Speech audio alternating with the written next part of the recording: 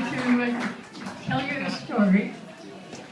Well, you know, my father was a pioneer, and even though I have pioneers on my mother's side, we go all the way back to Palmyra. But I thought the young folks might like this one. It's about my uncle, Uncle William Moroni Blair, and he walked the entire way from Palmyra. No, not Palmyra, that's my mother's from winter quarters. Anyway, William was born in May 1851 in the beautiful village of Caerphilly in South Wales, the son of Isaac Blair and Ruth Suttery. They moved to London when William was 6, where they were converted to the church. Their greatest desire was to join the church and in Utah, but they lacked the funds for a journey. There were 9 children. Brother Charles W. Penrose offered hope and a blessing. He told Ruth that if she would continue to be faithful and trust in the Lord, she would get to Zion, would have a nice home, and would ride in her own carriage. This promise would eventually be fulfilled. It was difficult to put enough sufficient funds together for the whole family, so they decided they would let the oldest, the 15-year-old son, go with 350 members of the church to get to the valley. So at 14, he worked in factories and then went to school at night in order to help with the finances. Eventually he had enough money, and so they went to Liverpool with him. He was only 15 years old by 1 month when he boarded the ship American Congress with 350 other saints in May of 1866 for Zion.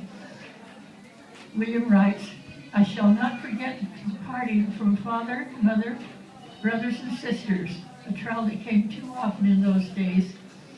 To stand on deck and watch one's home pass slowly out of sight, then one's feelings cannot be described."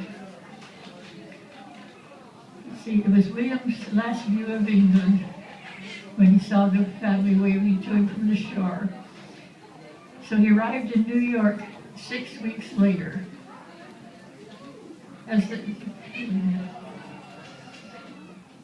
They got the train, I guess, in New York, and by train they went to winter quarters, and they got there in the middle of July, and there were 500 members.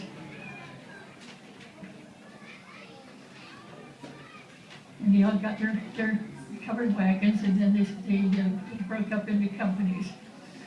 And he says, "I will remember the first 10 miles. Now, he was not in the covered wagon, he was walking. He says, we came to a pond, and there were a number of boys that were walking with him. There were 4 dead dogs in the middle of this pond. And they all laid down and drank all they could, and none of them got sick. The Lord was with them." He says that many things happened on that journey. "I remember saving a man from drowning in the Platte River. A close call for both of us, my being only 15 and he a man." He says, "But I guess I was spared for other troubles." There was a young man who didn't have shoes, but his family had given him an extra pair of shoes, and so he gave them these shoes to the young man. They were a little bit tight, and so they had to cut slits on the side of them so that he could wear them. And the time would come when he wished that he had the shoes back, unfortunately, because 1,000 miles is a long journey on one pair of shoes. So let's see. He said he was nearly naked, having left London in May, and they arrived in October. It was 5 months later. He had walked 1,000 miles and was never in a bed during the entire journey. In fact, he said he was lucky to get under a wagon with an ox yoke for a pillow. 84 wagons with many sick, some dying, and many unable to leave their wagons.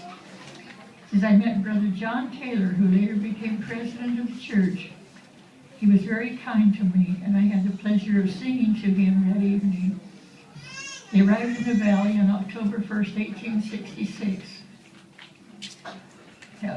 His sister, my Aunt Ruth Evans, writes, Brother William never did talk much about his trip across the plains.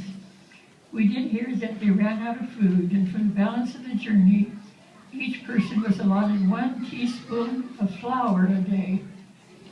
Now, how much could we enjoy that? A little girl cried because she was hungry, and William gave her his flour for a day or so. William had a pretty hard time. He had given his other shoes away and wore out the bottom of the soles of the shoes that he had kept. And he said that he had heard people say that they could follow his footsteps by the blood in the sand. He would finish the journey with gunny sacks wrapped around his swollen, bruised feet. After they arrived in the valley, he went to a culver to have new soles put on his shoes, the only shoes that he had. And he had a little tin whistle that he played all the time, and in his pocket. And so the cobbler said that while I fix your shoes, if you play me a tune on your tin whistle, then we won't charge you for fixing your shoes up. Anyway, he wrote home to let his family know that he had arrived safely, and they had heard that his ship had gone down. They were grieving his loss, so there was much rejoicing when they found out that he made it safely. And 2 years later, the rest of the family would arrive in Zion. He married Lorena Haynes in 1871 in the endowment house, and they moved to Cache Valley. And let's see, he was a chorister for 50 years, 40 years in Sunday school, 30 years in MIA, raised a large family, all true to the faith. He passed away on April 7th, 1936 at Lewiston, Utah. He was 85 years old. Then the rest of the family arrived 2 years later, but the train had come as far as Laramie. And so my father and his group had it a lot easier than those that went 2 years before. They did fast work on the railroad.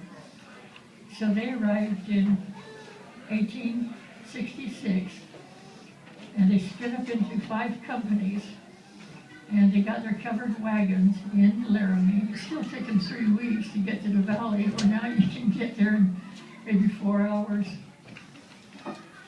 See, my father was 2 years old, so that's why I have to read the history of his brother, because he was a little too young to remember anything. So we call it the last of the pioneers. There were only 2 companies that came after my father's company, which was led by Homer Duncan. And so if anyone got into the valley after 1869, they weren't pioneers.